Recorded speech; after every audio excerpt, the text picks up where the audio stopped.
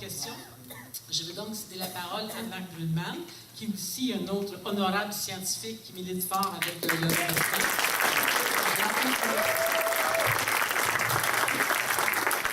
Merci.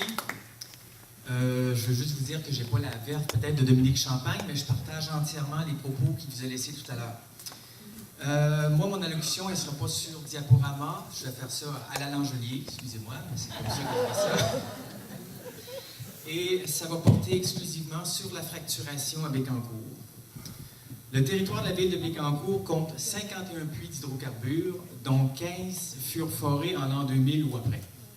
Le premier puits, selon la Banque du ministère des Richesses naturelles, fut foré en 1873, c'est le puits Guillemette, et le dernier en 2010, le puits de Sainte-Gertrude. Ce puits de 2010 est le plus long de la ville.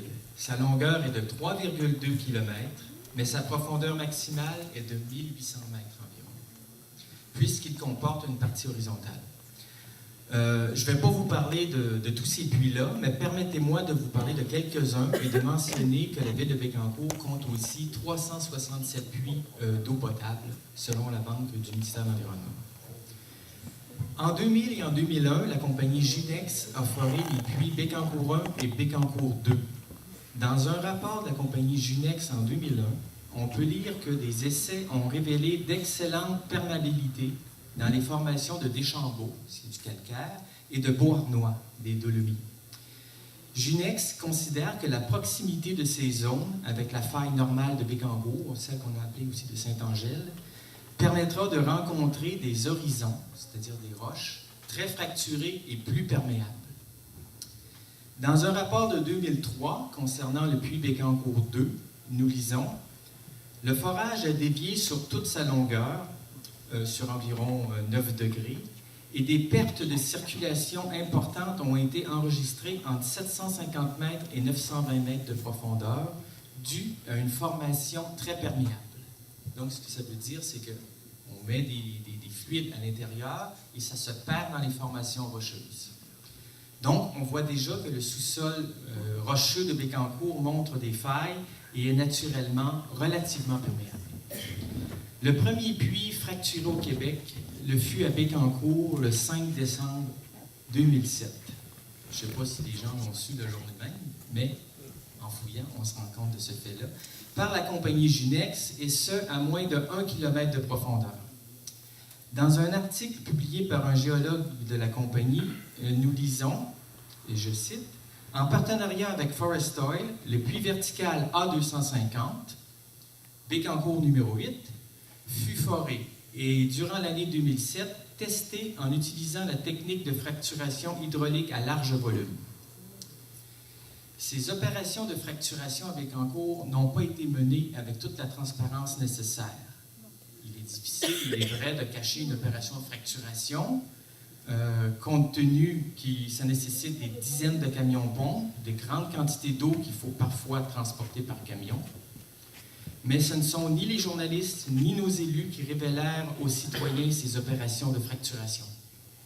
Ce sont les citoyens eux-mêmes qui ont été vigilants et qui ont soulevé des éléments de risque, comme ce fut le cas en 2010 à propos de la stabilité des berges de la rivière Gentilly. Encore aujourd'hui, nous ne disposons pas des rapports de fracturation des puits de gaz de schiste à Bécancour ou ailleurs. Et l'on peut se demander s'ils existent. Mais comment peut-on par ailleurs expliquer cette mention d'une fracturation à venir sur le puits de Sainte-Gertrude dans une présentation aux actionnaires de la compagnie canadienne Quantum Energy de février 2012? Une fracturation qui serait prévue pour le printemps 2012. Pourquoi les citoyens du Québec ne seraient pas les premiers informés? C'est les actionnaires de la compagnie canadienne Quantum Energy, qui a son siège social en Alberta, à Calgary, je crois, qui sont au courant de ce que la compagnie va faire la saison suivante, et nous, on n'en sait trop rien, et d'ailleurs, je crois que personne n'a mentionné ce fait-là dans les médias. Mais revenons à la fracturation, qui est le thème du jour, et permettez-moi de reprendre quelques-uns de mes propos que j'ai prononcés à Montréal lors d'une conférence de presse le 19 septembre. La fracturation à l'horizontale, pourquoi fait-on cela? Le forage à l'horizontale. Si on prend une formation rocheuse qui a une épaisseur moyenne d'environ 100 mètres et que l'on considère que c'est la cible qui est payante parce qu'elle contient beaucoup de gaz ou de pétrole, et supposons, et c'est à peu près le cas dans la vallée du Saint-Laurent, qu'elle se trouve déposée à l'horizontale, cette couche de roche. Si on fore un puits de 3 km à la verticale, évidemment, on va se retrouver à croiser 100 mètres de roches payantes. Mais si l'on fore pour rejoindre cette couche-là à 1 km de profondeur et que l'on fore pendant 2 km à l'horizontale, eh bien, c'est 2 km de roches payantes qu'on va rencontrer. Donc, pour une même longueur de puits, 3 km, le débit de gaz va être 20 fois supérieur parce qu'on a traversé 20 fois plus de roches payantes qui contiennent du gaz ou du pétrole. Donc, d'un débit non économique à la verticale, on peut obtenir un débit qui devient économique en forant à l'horizontale. Et c'est pourquoi, dès la fin des années 80, les géologues du ministère des Richesses naturelles du Québec désiraient forer le schiste de cette manière-là, autant en Bécancour qu'un peu plus loin. Et puis ça, on a appelé ça le projet Villeroy. Pour la fracturation, c'est beaucoup plus intéressant. Supposons qu'on a un tube de production d'une quinzaine de centimètres de diamètre, c'est ce qui est utilisé comme standard dans l'industrie gazière. Et là, on se rend compte que si on a une longueur de puits de 1 à 4 km, cela représente un volume de 20 à 80 mètres cubes, l'équivalent d'environ 1 à 3 camions-citernes pour le remplir d'eau, par exemple.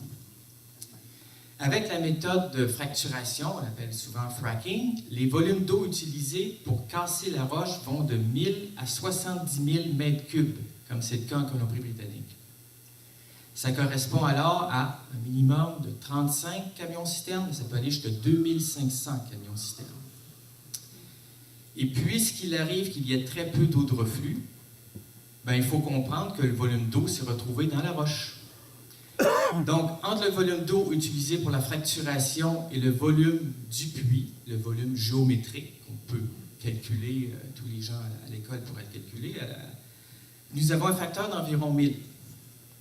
Mais le volume d'eau, c'est important. C'est sûr qu'on fait la gestion des bassins versants, de l'eau dans les bassins versants.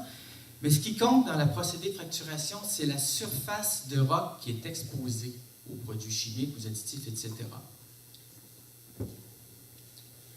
Un puits de 2 km à l'horizontale fournit, s'il n'y a pas de fracturation, une surface de contact de 1000 mètres carrés. Encore là, avec un cylindre, si j'utilise les formules, on se rend compte qu'on a 1000 mètres carrés. Or, dans un article de 2013, les professeurs Walton et McClellan, il est indiqué dans cet article-là que pour le shale de Barnett, les surfaces fracturées se situent plutôt entre 100 000 et 1 million de mètres carrés, c'est-à-dire 100 hectares. Ou ceux qui sont habitués d'aller dans les patinoires, c'est l'équivalent de plus de 550 patinoires de surface. Donc, on se retrouve là aussi par rapport au cas non fracturé avec un facteur de 1000. Cette valeur pourrait même être de 10 000 selon certains auteurs.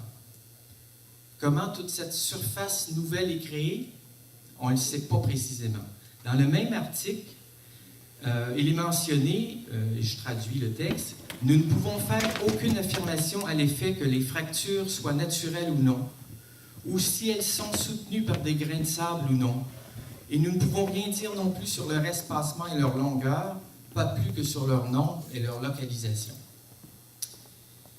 Ce qu'il faut comprendre, c'est que la fracturation, ça change radicalement la donne. Car c'est comme si, d'un puits conventionnel, on pouvait maintenant en forer 1000 à la fois. Parce que la surface de roc exposée, comme je vous dis, elle est 1000 fois plus importante. Donc, on peut déjà voir qu'avec la vingtaine de puits qui sont déjà fracturés au Québec, l'empreinte de ces puits d'hydrocarbures est déjà non négligeable.